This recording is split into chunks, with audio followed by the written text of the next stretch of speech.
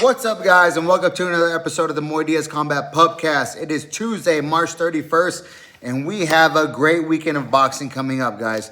This is me doing my over-the-top, putting my boxing hat on, because I love boxing, man. It's my favorite sport in the world. It's my heart. It's my love. And we have a full-packed weekend this weekend and some big fight announcements that came out this week. Saturday, live from the O2 in London, England, Derek Chisora is taking on Deontay Wilder, the Bronze Bomber. Derek Chisora opens as the favorite at -225. Deontay Wilder opens at +172, so he is the underdog in this fight. I'm picking Derek Chisora to win this fight. I don't know how he's going to do it. If he can't get inside and land those big shots that he likes to land, he might get sparked from the outside. You know, Deontay Wilder is lengthy, rangy, that tall frame. It's like a tall, skinny frame, but he has the touch of death in that right hand, you know. The eraser, as Teddy Atlas used to say. He's got the eraser, man. He can fight a shit fight the entire time. But, man, all he needs to do is hit that eraser one time and it's over. I'm really pulling for Chisora on this fight, man. He, like I said, he opened as the favorite. For Chisora to win a decision is +280. For him to win by knockout is +115. Wilder to win by decision is +950. To win by a knockout is +230. And I went down the rounds. I think the lowest of all the rounds was the 6th round for Chisora, was a +1,000. And then Wilder's lowest round was a +1,400 in the 6th or 7th. So they have it really wide in the first 3 rounds for Wilder, like a +2,300. So if you want to bet on the knockout, bet early or bet late. If there's one thing we know about Deontay Wilder, you hate him or you love him, he is a fucking dog. He will stay in there, he'll take punishment, and he's there to the very end to land that one shot. Like, he will land that one shot if you give him the opportunity. Derek Chisora does fade late, so if he needs to get the knockout, he needs to get it out early. I think he needs to land it in the first 6 rounds at the very least, because if he starts to fade late and Wilder has the cardio, if he can maintain his cardio, he can get a late knockout. I mean, I'm not burying Wilder just yet. I mean, I know I've put him to bed a few times, especially after the Big Bang Zhang fight. I don't think he ever recovered from the beatings he took from Tyson Fury. I mean, I said this in the previous video when he lashed out at the English interview. Jordan, I can't remember his name. Jordan something, I can't remember, on TNT Sports. But Wilder is a very, very proud black man from the South, you know. And I just think he never thought he was going to lose because he was so dominant. I mean, on top of the world, king of the world, heavyweight division, you are the baddest man on the planet in boxing. And then when he ran into fat man Tyson Fury, thought he had him out in that last round in the first meeting, even though I thought Fury had won every single round except for the 7th when he got dropped and then the 12th when he got dropped. Deontay Wilder was on the ropes celebrating like it's done. He did the Undertaker slit throw. It's over. And then Tyson Fury raises up from the dead like the Undertaker and then comes back and beats him and hurts him in that round. I think it could have been scored a 9-9 in that, or a 9-8 in that round. Or, no. Yeah, it could have been because he knocked him down, so that would be a 10-8. It could have been a 9-8 that round for Fury, because he did get knocked down, but he came back and won that round. Hurt Wilder in that last round. But I just never, especially after the second one, when he got stopped, and then he started blaming his cornerman that they stopped it too early, they spiked his drink, and then, you know, the whole walkout thing. And then the third one, when he came out, no big extravagant walkout, and then just gets beat in that 11th round, KO'd by Tyson Fury. I didn't think ever in his wildest dreams that Deontay Wilder thought, 1, that he would lose, and 2, lose to a doughy, pasty white man. I just think it broke his mentality. It broke his mental. He never recovered from that. He just never did. And I love Deontay Wilder. I was a big fan of Deontay Wilder. His story about him starting to box because his daughter was sick and he had to fight to get her treatments. I mean, who could not love that story? I love Deontay Wilder. But I just think after the Fury fights, he's not the same man. And now he's got Derek Chisora in front of him in this bout this weekend. And Chisora is a favorite for a reason. And I think Chisora is going to get it done. I would love if Wilder can get it done. If Wilder can go out there and get a spectacular knockout, man, you have AJ there, you have Usyk there, you have Andy Ruiz there. I mean, those are fights that have not been made yet because of what happened with Wilder and Fury. So, I mean, if he's fighting in a couple weeks, and then AJ's coming back, you're going to have AJ Fury. Usyk is going to fight Rico Verhoeven, and Wilder's still there. You have Andy Ruiz still there. Andy Ruiz has just been flying under the radar, man. I don't know if just because he's a little fat Mexican guy and nobody wants to give him another shot. I mean, he didn't look that great against Areola, and even his last fight, he didn't look that great. But, I mean, he's still a former unified heavyweight champion of the world. I think Wilder makes sense. Ruiz, Big Bang Zhang makes sense. Even a Ruiz Usyk makes sense. They're not that much bigger than each other. And Ruiz has those fast hands. Usyk is a mastermind of the game. He's playing chess while everyone's playing checkers. But I'd like to see that bout, before he walks away. There's a lot of good moves that we can make in the heavyweight division in boxing, man. I think this fight is gonna say a lot. If Wilder can get the win, it's nothing but, rocket to the ceiling right here, man. For him, he's got big fights coming up. He's never fought AJ. He's never fought Usyk. He's never fought Andy Ruiz. Chisora is kind of on the back end of his career. He has been for the last 4 years. We keep counting him out, and he keeps getting big fights. I mean, I love Derek Chisora, though. And they love each other, man. They've been very, very familiar with each other, showing nothing but class towards each other. But when they get in there, they're going to go to war. I'm still going to pick Chisora on this fight, even though I like Deontay Wilder. But I'm going to pick Derek Chisora. Another fight that got announced, Xander Zayas, the Puerto Rican, versus Jerome Boots Ennis. Unfortunately, Virgil Ortiz and all the fallout with Golden Boy, he's going to be put on the shelf. I mean, that sucks for Virgil. I love Virgil. I'm a huge fan of Virgil Ortiz. But with everything that happened with his management and Golden Boy Promotions, he's going to be put on the sidelines. And that sucks, man, because I don't know how long he's going to be sidelined out. It could be a year, 2 years, 3 years. Oscar mentioned it in his clapback Thursday. He said, if Virgil wants to work a deal, call me and we'll make it work. But he's no longer going to work with his manager, Dave Meridian, or whatever his name was. He's not going to work with him, refuses to work with him. And he goes, if Virgil wants to make a deal, he can call me direct and we can make a deal. I want him back. He's a superstar in the making.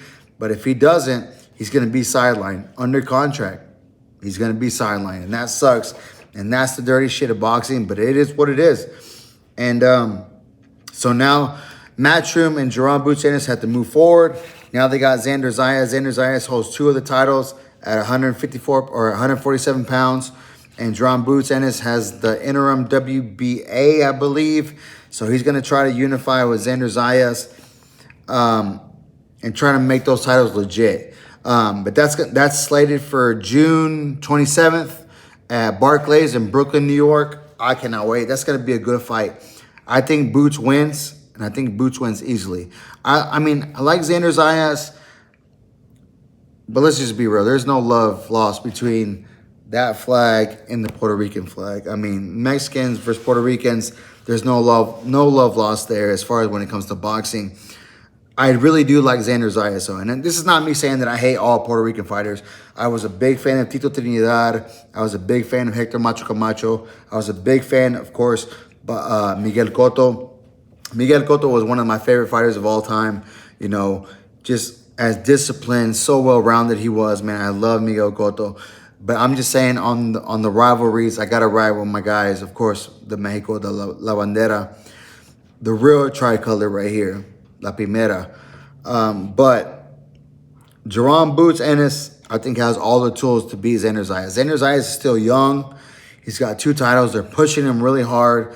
But I think Jerome Boots Ennis can get Xander Zayas out of there. Maybe late 8, 9, 10. But Boots he's good, man. And he's the truth. I like Xander Zayas, but I think Jerome Boots Ennis can beat him. And that's scheduled for the Barclays of June 27th. Another fight announcement. Tszyu is going to welcome back Errol Spence Jr., Dallas's own Errol Spence Jr. Errol Spence hasn't fought since July 29, 2023. And I'll never forget that fight because I was in Austin. I went down there for my first bodybuilding show. After I retired from fighting, I wanted to do something else, so I tried bodybuilding out. And I was down there, and we watched that fight live. I was the only one who bet for Crawford against Errol Spence. I wanted good money on that fight. I love fucking Bud Crawford, but he is even picking Errol Spence to beat Tszyu. For right now, they haven't had a location for the fight, but everyone's thinking it's going to be around June, July in Australia, which is Tszyu's backyard. He's from Australia. So that's going to be a good fight. But if I have to pick, I think Errol Spence is going to win this fight. And I think he's going to win by stoppage. I think he's going to knock out Tszyu.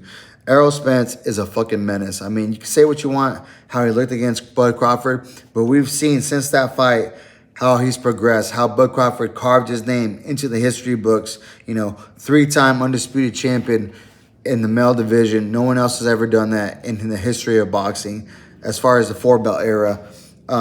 So I think Errol Spence beats Tszyu, whether they do it in Australia, whether they do it in Omaha, Nebraska, whether they do it in the middle of the Pacific Ocean. Errol Spence beats Tszyu. Let's see what else. The last thing I wanted to touch on, Ryan Garcia barking on X at Bud Crawford, saying that Bud Crawford didn't beat nobody.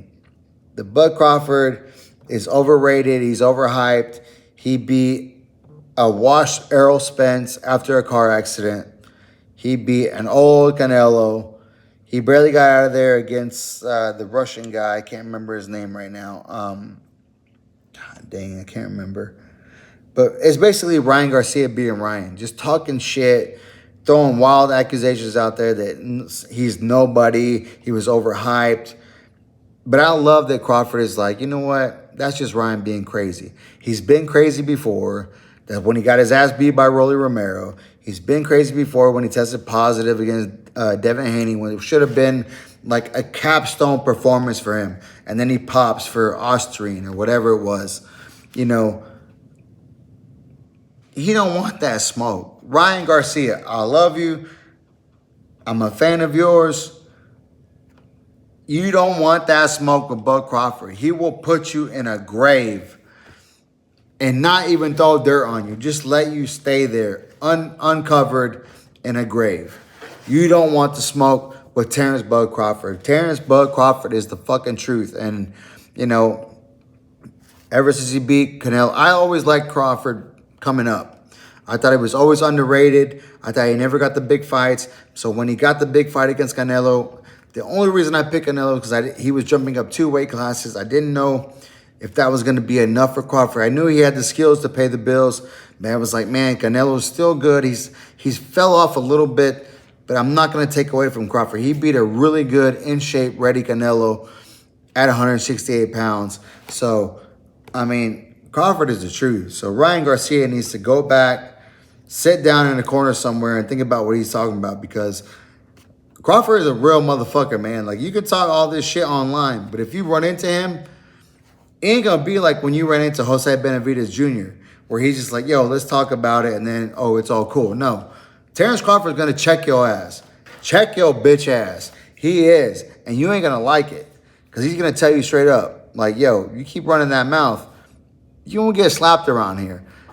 Terrence Bud Crawford don't play no games. I mean, shit, he don't play games in the ring, and he don't play games outside. You saw how he checked Teofimo Lopez's dad, Teofimo Sr., at that little fucking press conference, whatever they were doing when Tszyu Sr. was running that mouth, and you saw Crawford get in his ear real quick.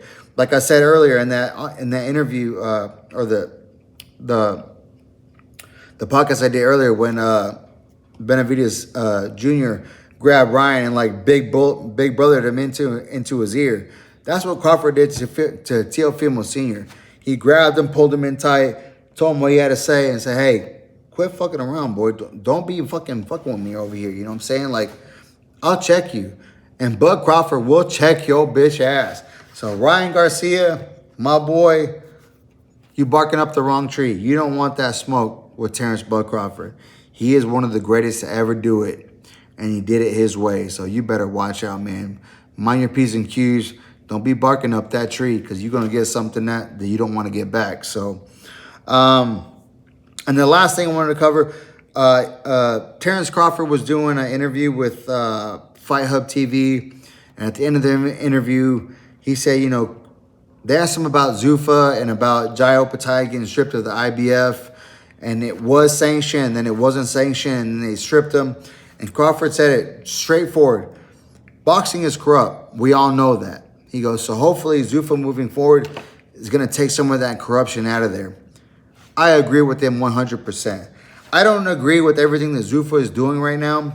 I truly believe that Dana White and the Zuffa boxing is going to make waves in boxing and, you know, do something for fighter pay and all that stuff. But this back and forth with the sanctioning bodies, because you have guys like Jai Opetaia, who was already the IBF champion, and they said that it was okay for him to move forward and try to unify those titles at cruiserweight. Now he got stripped from the IBF title for fighting for your Zuffa title. That doesn't mean absolute shit. Like the Zuffa title doesn't mean shit right now. It has no prestige. It doesn't have any great champions other than Jai Opetaia. That is a thing that needs to be built over time. You can't just be like, we're fighting for this title and all the other titles don't mean shit. I hate the business of all the titles because of all the sanctioning fees, but it's what keeps boxing running. That's why all these young and up-and-coming fighters fight for those titles. The IBF, the WBO, the WBA, the Green Belt, the WBC, the Ring Magazine title. They want those belts. So you can't just be like, we're not going to acknowledge any of those titles, and you're just going to fight for this ugly black belt, the Zuffa title. It doesn't mean anything right now. It holds no weight right now. I think in the future it will, but right now, you can't just tell other fighters who've been working their whole life to get these titles, like Jai Opetaia, who he said he sacrificed so much to win the IBF title, and then just be like okay with him getting stripped, and then be like, oh, here's your consultation prize, the Zuffa title. It doesn't hold any weight. It means absolute dog shit right now. I think the Zuffa title moving forward will hold more weight, but right now it means absolutely fucking dick. Right now, it means nothing. So they need to do something, and they might have to work with these other sanctioning bodies, because without these other sanctioning bodies, your title means nothing. All those other titles mean something, and yours means absolute shit right now. So I think moving forward, Zuffa's going to have to do some cross promotions, or maybe let these guys, you know, put these titles on the lines. They want to be undisputed, and you have to make the Zuffa title not the only belt, but the 5th belt. You know, we're in the 4-belt era. WBC, WBO, WBA, IBF. 4-belt era. You can't. They want to do the UFC model in boxing, but it's not going to work. I just don't think it won't work because of all those other titles. They need to do is push for the Zuffa title to be the 5th title. So to be undisputed, you have to hold all 5 instead of all 4, right? They did it before. It used to be only 3. WBC, WBO, IBF. The WBC, WBA, IBF. The WBO came later, like in the 90s. So they can make that transition into 3-belt era to 4-belt era to 5-belt era. But Dana White is just, he needs to keep his fucking mouth shut. I know he wants to do things his way, and I want him to do things his way. But when you're going at these other sanctioning bodies, they're going to start stripping all these guys that you've been bringing in of their titles. And then what happens? The Zuffa title means nothing because you don't have the recognition of the other titles behind you. So I like Crawford said it bluntly. Boxing is corrupt, and that we all know that. And yes, we all know. Boxing fans, we know that. It is corrupt. But hopefully moving forward, something can happen and something can change, especially with Zuffa coming in. They can mix it up a little bit and maybe some changes can be made. I don't know what changes are going to be made, but hopefully they do something. But that's my rundown for the boxing for this weekend and the fight announcements. I'm looking forward to this weekend, Chisora Wilder at the O2 in London. I'm really looking forward to Errol Spence back. I'm a DFW guy, Arlington, Texas. You know, Dallas is literally 25 minutes away from me. Love Errol Spence. I was a big fan of his all the way up until he ran into Crawford. I just didn't think he had the tools to beat Terrence Bud Crawford in their meeting back in 2023. But as long as he's fighting somebody else outside of the States who's not Bud Crawford, in Tszyu, in Australia, be a road warrior, go out there, get that dub. I'm pulling for Errol Spence. And then Boots Ennis, I think he gets the job done against Zayas. And Ryan just needs to shut his fucking mouth. Don't be talking about the man Bud Crawford if you're Ryan Garcia. Keep your eyes focused on who you got next. You just came off a win against Barrios, but you just got your ass kicked by fucking Rolly Romero. And nobody that you fought could hold a fucking matchstick next to Terrence Bud Crawford. So shut your fucking mouth, Ryan, and, you know, respect your elders. That's all I got for today, guys, on the boxing side. Hit the like, hit the subscribe, hit the button so you get all the notifications. Hit the bell so you get the notifications. And watch fights, drink pints. See you guys on the next one. Peace.